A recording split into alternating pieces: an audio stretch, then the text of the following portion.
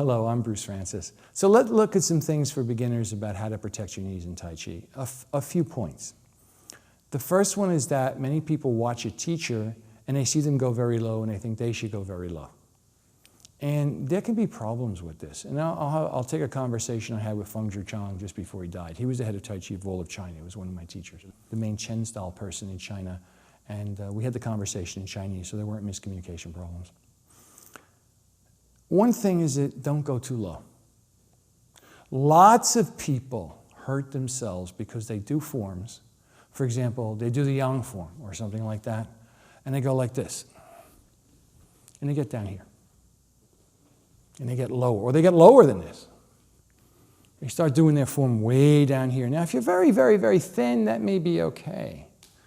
But if you're not super thin, or you go even lower to where you get your hips almost even with your butt, or then maybe your knees start sticking out, people get their knees hurt. Westerners especially don't have great knees. They don't have ligaments as big as Orientals. We eat meat, which creates uric acid, which affects the knees. And even then, the thing that Feng Zhichang was having this conversation with me about is that one of the points he disagreed about the way a lot of the Tai Chi was done with the Chen village people, and I remember having the same conversation with him, almost 30 years ago, was that they go way too low. They go way down here.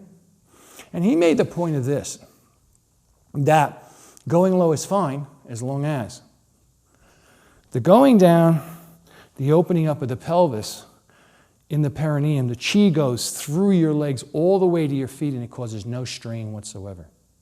Because if it doesn't go all the way through, the only way you can go low is to be radically pulling on the ligaments in the cartilage in your knee.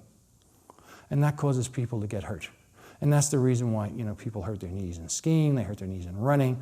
The knee joint is only meant to take so much. So his biggest thing was that no matter what the stance, the perineum has to be open and it has to be comfortable. This dropping of everything through your legs to your feet has to be comfortable, not as a strain. Now, one of the reasons why this probably did happen a lot in the Chen villages, if you actually look at most of the people from the Chen village, especially when they were younger, they were really thin. Really, really, really thin. The bigger and heavier you get problems.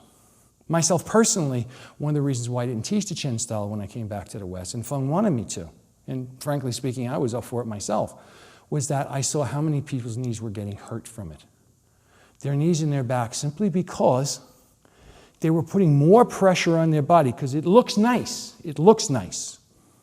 The trouble is it causes pressure, and it's the danger of the possible cumulative pressure. Now, if it doesn't hurt your body, fine. But I think it's something you should at least be aware of so that you can make sure that you mitigate any possible damages that might occur. And you may never get hurt, but then again, you may. So just be aware of this and make sure that if you don't feel, don't go any lower. Don't go any lower that you can feel your body's dropping through your hips to your feet without feeling pressure in your knees.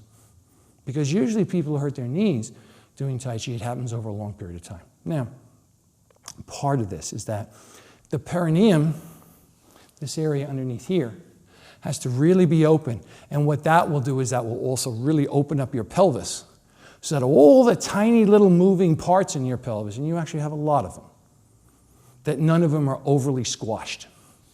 And that's good.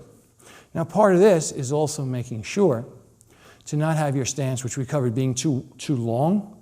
Don't make it too wide either. Because as you start going, for example, on your back leg, when your stance gets too wide, this makes it very difficult for your knees not to take pressure. And it's a reason why, when the legs are too wide, that many people cannot fully sit on their back leg.